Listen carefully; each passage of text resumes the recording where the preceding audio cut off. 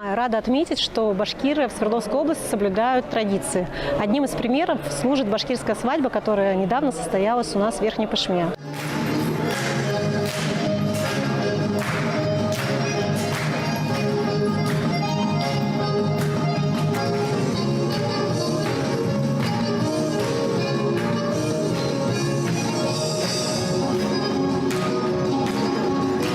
Мы провели приветствие в башкирском стиле, да, когда встречали танцами молодоженов в самом дворце бракосочетания.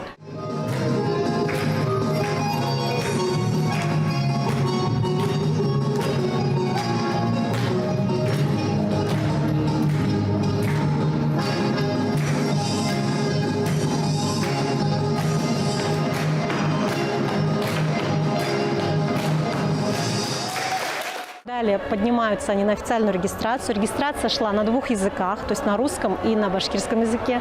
То есть это, конечно, всегда радует сердце, когда ты слышишь свою родную речь.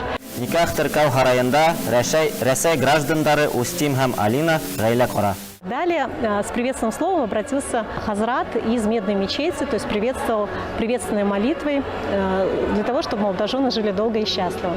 Благоденствие, благополучие и да будет милость Всевышнего вместе с вами. И хотелось бы зачитать для вас праздничную молитву. Устимхам Алина, Аллахума алиф бейнахума кама алафта Адама ва Хава, Раббана атина фид дуня хаснатан ва фил ахирати хаснатан ва кина азабан нар, бирахматика рахмин. Башкиры по своей части 70% являются мусульманами. И, соответственно, первым перед свадьбой, перед официальной регистрацией, как правило, идет никах, который проходит в мечети. Перед лицом Аллаха молодых называют мужем и женой, и они берут на себя ответственность, что они теперь пара.